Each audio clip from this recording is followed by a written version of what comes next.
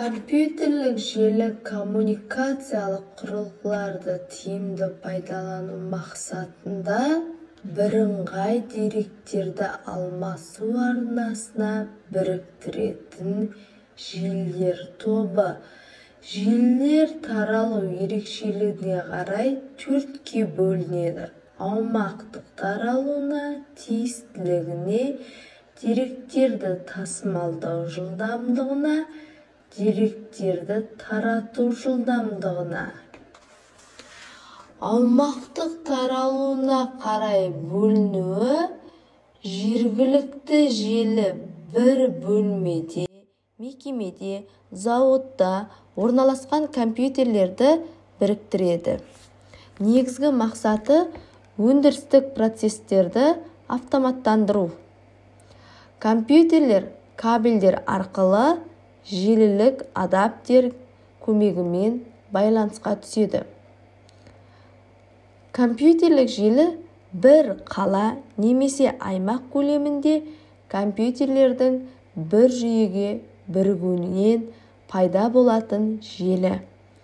Дүниежүзілік желі дүниежүзі бойынша компьютерлерді ортақ бір арнаға біріктіру арқылы байланыс жасау желісі.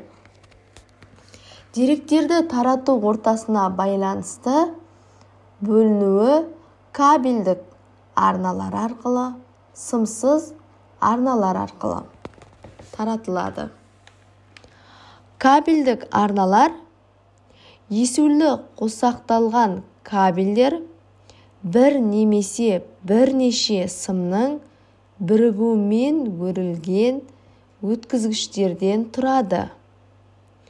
Бұл кабельдер арзан әрі кедергілерге төзімді.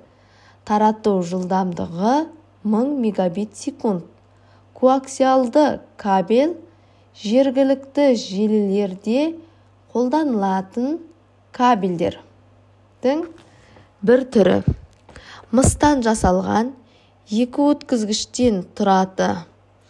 Кедергілерге төзімділігі жоғары.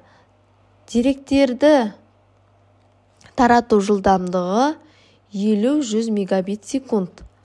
Оптикалық талшық шыны немесе пластикалық жіп алыспен байланыс үшін қолданылады. Негізгі ерекшелігі: сигналдар жоғалмайды, басқа адамдар рұқсатсыз қосыла алмайды. Деректерді тасымалдау жылдамдығы 4-3 гигабит секунд. Тиістілігі бойынша компьютерлік желілер екіге бөлінеді: ведомстволық және мемлекеттік. Ведомстволық бір ұйымға немесе мекемеге тиісті болады: банкоматтар, театр кассасы. Ал мемлекеттік ішкі істер органдары, ұлттық қауіпсіздік комитеті, кеден қызметі сияқты мемлекеттік мекемелерге қарасты желілер. Деректерді тасымалдау жылдамдығына қарай бөлінуі: төмен жылдамдықта 10 мегабит секундқа дейін, орташа жылдамдықта 100 мегабит секундқа дейін, жоғары жылдамдықта 1 гигабит секундқа дейін, өте жоғары жылдамдықта 10 гигабит секундқа дейін. Сымсыз желі деректерді сымсыз тасымалдайтын жағдайларға қатысты пайдаланылған. Сымсыз байланыс арналарының түрлері: радио байланыс 100 метр қашықтыққа 11-54 мегабит секунд жылдамдықпен таралады. Қысқа толқынды жылдамдығы 5-10 мегабит секунд кең жолақты және спутниктік байланыс. Инфрақызыл лазерлер 100 мегабит секунд когерентті жарық сәулелер арқылы беріледі. Артықшылығы: кабельдердің қолданылмауы, ноутбукпен жұмыс істеудің қолайлылығы, байланыстың үлкен аумақты қамтуы.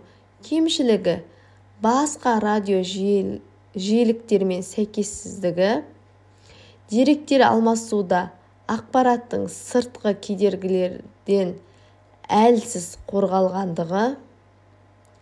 Желілер топологиясы. Шина желі топологиясы негізгі байланыс ретінде бір ғана кабель қолданылады. Осы кабельге жеке бірнеше компьютер жалғанады. Шина ретінде коаксиалды кабельдер қолданылады. Келесі жұлдыз желі топологиясы. Желіні бұлай ұйымдастыруда компьютерлер бір-біріне тікелей жалғанбай, желілік адаптерге жалғану арқылы байланысады. Желідегі бір компьютер істен шыққанмен басқалары өзара байланысын жоғалтпайды. Желіні осылай жалғау арзан әрі тиімді. Иерархиялық желі топологиясы. Желіні ұйымдастыру үшін бірнеше адаптер қолданылады. Бұл топология да қазіргі кезде көп қолданылады.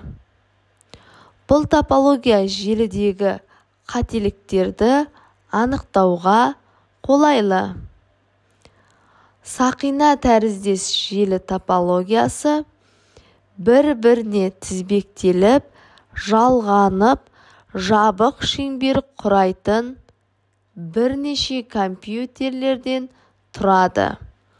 Компьютер көрші компьютерден алған сигналды күшейтіп, өзінен кейінгі компьютерге жеткізеді.